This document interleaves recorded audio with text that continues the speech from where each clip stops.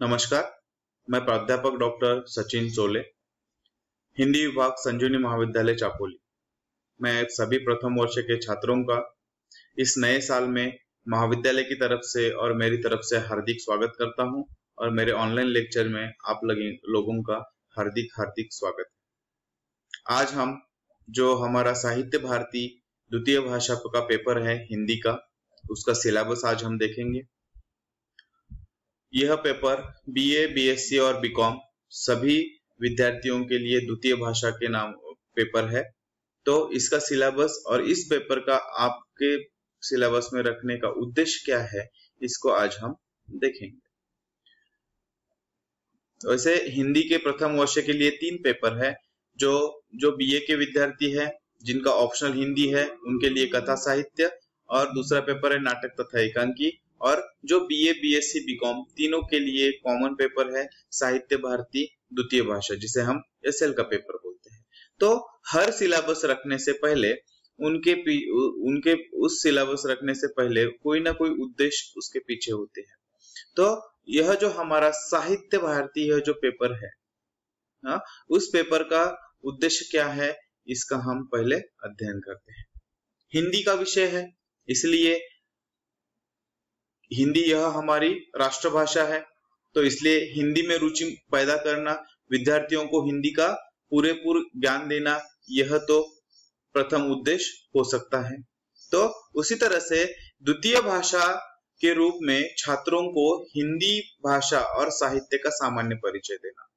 अब हम आधुनिक युग बोलते हैं, तो आधुनिक युग में हम बस साइंस की ओर बढ़ रहे हैं, साहित्य की ओर हमारा ध्यान बहुत ही कम है। तो हिंदी भाषा और साहित्य के प्रति उसका परिचय करवाना कि साहित्य क्या है, हिंदी भाषा क्या है, इसका परिचय करवाना, साहित्य में रुचि लाने का कार्य करना इस सिलेबस के माध्यम से किया जाएगा। कालानुरूप जो कहानी और कविताएं हैं, काव्य है, उसमें जो परिवर्तन आया है उस परिवर्तन को समझाना। पहले की जो कहानियां हैं वह कहानियां दंत कथाएं वगैरह रहती थी, मगर उस कहानियों में और काव्य में अभी बहुत बदलाव आए हैं। तो उसके परिवर्तन को विद्यार्थियों को समझाने का कार्य इस सिलेबस में किया गया है, हमारे इस पेपर में किया है। कहानी और काव्य के माध्यम से छात्रों को परिष्कृत करना, ठीक है। कहानी और काव्य में विविध प्रसंग तथा संदेश दिए जाते हैं, उसका प्रभाव विद्यार्थियों पर होता है, उसको सही तरह से समझाना और उनको परिष्कृत करने का कार्य इस प्रश्न पत्र में किया गया है, इस सिलेबस में किया गया है। छात्रों को हिंदी के व्यवहारिक ज्ञान से अवगत कराना, हिंदी यह व्यवहारिक हिंदी तथा व्यवहारिक ज्ञान से उसको अवगत कराना। हिंदी यह सिर्फ पढ़ाई के लिए नहीं है, हमारे व्यवहार में, कार्यालयों में अनेक जगह पर हिंदी का उपयोग होता है, उसका ज्ञान विद्यार्थियों को अवगत करवाना। हिंदी भाषा के प्रति छात्रों में रुचि उत्पन्न करना। हिंदी भाषा यह हमारी राष्ट्रभाषा है और राष्ट्रीय एकता के लिए हिंदी भाषा हर किसी को आना जरूरी है, एकजुट भारत रहने के लिए। इसलिए हिंदी भाषा के प्रति रुचि उत्पन्न करना यह महत्वपूर्ण उद्देश्य इस हमारे साहित्य भारती द्वितीय भाषा के पेपर का है। रचनाओं में व्यक्त समस्याओं के समाधान के लिए छात्रों को प्रेरित कर नैतिक मूल्यों की स्थापना करना। हमारी जो साहित्य की रचनाएं हैं, उस रचनाओं में जो समस्याएं आती है, जो भी प्रसंग अवधान वहां पे दिए गए हैं, प्रसंग दिए गए हैं, उसका समाधान करके छात्रों को प्रेरित करना। जो रचनाएं हैं उसमें जो समस्याएं दी गई है, जो सामाजिक आधार पर हो, पारिवारिक आधार पर हो, उसकी समस्या का निर्माण, समाधान विद्यार्थियों को करने के लिए प्रेरित करना और उनके अंदर नैतिक मूल्यों की स्थापना करना, यह इस पेपर के उद्देश्य है। तो इस सिलेबस का महत्व अगर हम देखें, इस साहित्य भारती पेपर में जो सिलेबस रखा गया है उसका अगर हम महत्व देखते हैं, तो साहित्य जीवन का पथदर्शक है, ठीक है। बाकी विषय हम पढ़ते हैं, मगर उन विषयों में सिर्फ हमें ज्ञान मिलता है हमारी रोजगार रोटी के लिए, तो है हमारी ज्ञान में वृद्धि होती है। मगर साहित्य यह क्या है, पथदर्शक है। साहित्य हमारे अंदर जो नैतिक मूल्य है, उस नैतिक मूल्यों की स्थापना करते हैं, हमारे जीवन को सकारात्मक और रचनात्मक परिवर्तन लाने की क्षमता कौन रखता है, साहित्य रखता है। हमें सिर्फ साहित्य पढ़ने से ज्ञान नहीं मिलता है, हमारा पूरा व्यक्तिमत्व की जो निर्माण है, हमारे विचार रहे, आचार रहे, रहन सहन रहे, इस सब में बदलाव आते हैं जब हम साहित्य को पढ़ने लगते हैं। तो इसी दृष्टि से सामान्य हिंदी का अध्ययन कर विविध संकायों में पढ़ रहे छात्रों में हिंदी भाषा एवं साहित्य के प्रति रुचि उत्पन्न करनी होती है। उन्हें व्यवहारिक हिंदी का ज्ञान प्राप्त होता है। इतना ही नहीं, हिंदी कहानियां और कविताएं उनके मन मस्तिष्क को परीक्षित करने में सहाय्य करती है। वे पठित रचनाओं के माध्यम से विविध समस्याओं से परिचित हो जाते हैं और उन समस्याओं के समाधान के लिए वह प्रेरित होते हैं। साहित्य में इतनी ताकत है कि साहित्य के माध्यम से ही अब तक जो समाज में प्रगति हुई है, जो क्रांति हुई है, वो साहित्य के माध्यम से ही हुई है।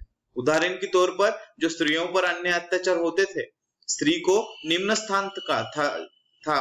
स्त्रियां जीवन में कुछ भी नहीं कर सकती थी, उनको एक दुय्यम स्थान दिया गया था। मगर जब से स्त्री साहित्य उभर कर आया, स्त्रियों की स्थितियों में बहुत परिवर्तन आया है। जब जो पहले वाली स्त्रियां थी, अब देखो स्त्री पुरुष के बराबर चल रही है।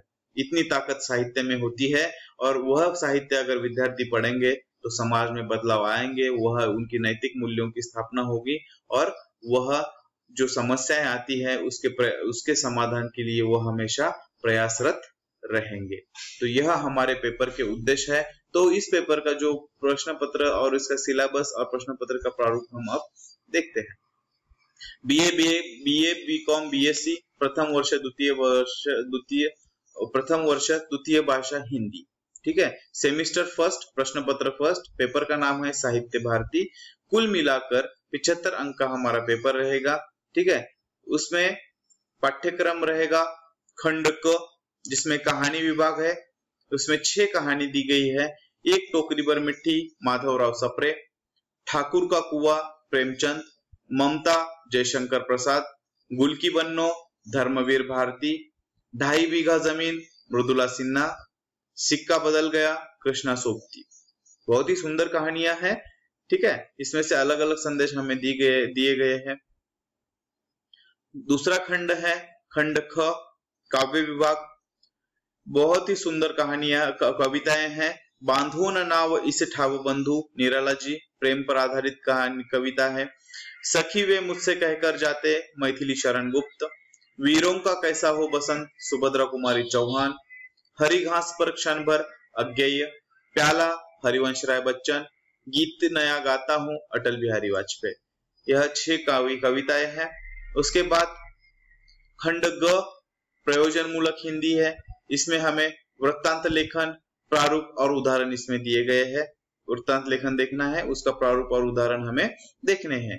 खंड घ, अंतर्गत मूल्यांकन है। इसमें 35 अंक है, जिसमें हमें जो सिलेबस होगा उसमें कक्षा में 2 परीक्षा लेनी है। 10-10 अंक की, 20 अंक की 2 परीक्षाएं हैं, और स्वाध्याय लेखन रहेगा उसमें 15 अंक का। तो कुल मिलाकर हमारा जो प्रश्न पत्र रहेगा वो 75 अंक का रहेगा, ठीक है। 40 अंक की लेखी परीक्षा रहेगी और 35 अंक का अंतर्गत मूल्यांकन। प्रश्न पत्र के प्रारूप में हमें कहानी पर विकल्प के साथ दीर्घोत्तरी प्रश्न पूछे जाएंगे। जो 6 कहानियां हैं हमारी, उस पर विकल्प के साथ प्रश्न पूछे जाएंगे। उसमें से एक प्रश्न हमें लिखना है, उसका उत्तर लिखना है, वह 15 अंक के लिए होगा। बाद में काव्य पर विकल्प के साथ दीर्घोत्तरी प्रश्न पूछा जाएगा, वह 15 अंक के लिए होगा।